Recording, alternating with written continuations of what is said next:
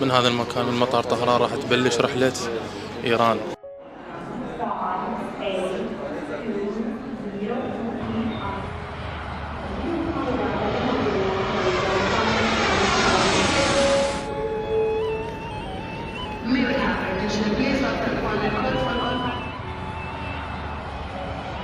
راح نطير من مطار طهران باتجاه مشهد.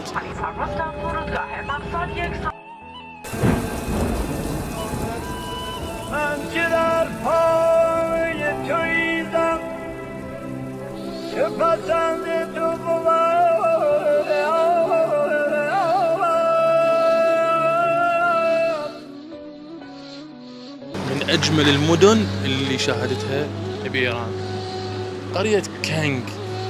بعد رحلة طيران دامت تقريبا ساعة ونص إلى ساعتين من مطار طهران إلى مطار مشهد. يا جماعة هاي المدينة كبيرة جدا تحتوي على أكثر من معلم سياحي، مو فقط حرم الإمام الرضا عليه السلام.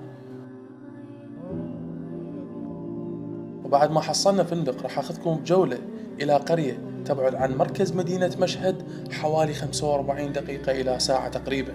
هاي أعظم قرية ممكن تزورها داخل إيران، قرية كونغ. كونغ صحيح؟ كانج، قرية كانج. حبيبي نعم أبو حسين. السلام عليكم. وعليكم السلام. عم أبو حسين مدينة أكثر من 1500 سنة. أكثر ألف قديمي هاي. كل هاي مدينة قرية كلهم بالخشابة، طبقات بالفوق كلهم قديمي، هاي كلش قديمي. حتى طبقات بالخشابة، يعني بالفارسي بالشوب. كل المنازل هنا داخل هذا المكان منازل قديمة وتاريخية وأثرية، وكل المنازل مبنية بالخشب. يا شباب عمر هذا المكان أكثر من 1500 سنة، وأنا بهذا المكان واقف خايف إنه المكان ينهد إذا شلت واحدة من هاي الطابوق هاي، إذا شلتها خايف إنه المكان ينهد ويوقع. تفاجأت بأطفال لسه جايين من المدرسة ويتكلمون القليل من اللغة العربية. أنا فاطمة. أنا مرزي. أنا محسن. أهلا وسهلا. يلا باي باي. باي.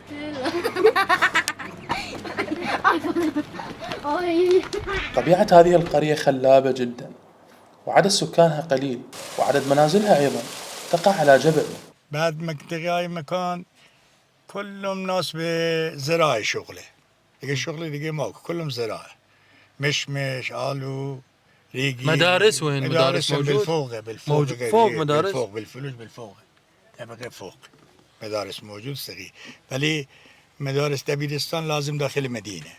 الناس اللي ساكنة داخل هاي القرية ناس ودودة جدا، ترحب بيك، تشوفك جاي أجنبي أو عربي من غير إيران يرحبوا بيك، يتلقوك، يحجون وياك سوالف حلوة. أطفالهم تقريبا يتكلمون اللغة العربية، وحتى الناس داخل هاي المدينة البعض من عندهم يتكلم اللغة العربية، فراح تتونس بكل شيء داخل هاي القرى. يلا الزخارف والألوان والبناء القديم وهاي التفاصيل القديمة تحسسك انه انت لازلت بعصر الشاه الإيراني. شنو اسمها هاي بالعراق؟ تتذكرونها شباب؟ بيكم داتسن، أكثر شيء يستعملونها الشعب الإيراني.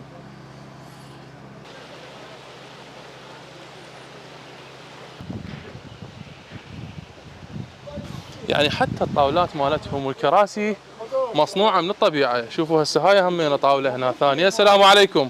السلام عليكم. شلونك؟ اهلا وسهلا. وين؟ حتى الطاولات هنا قلنا مصنوعة من الطبيعة. هسه هاي الطاولة مصنوعة من أحجار الجبل، من أحجار الجبل صانعينها ومولدي لكم هاي هذا المنظر اللطيف. شنو هالجمال هذا؟ هذا المي جاي من الجبل طبعا، نازل من الجبل من فوق لهذا المكان صاير جاي هنا، وبعدين ينزل جو بارد يمكن، مو بالله الله كمية البرودة اللي بالمي ثلج. هذا شنو هذا؟ شاي. ها؟ شاي. تصوير عادي؟ شاي. شرح. هذا شاي إيراني؟ إيراني. تحضير. هذا إيراني. يعني طريقة تحضير طريقة شرح تحضير كيف تحضير؟ حاضر. اي شاي شلون؟ يعني حاضر. على الفحم. اريد واحد شاي. خلينا نشوف شو راح يحضر لنا شاي عراقي.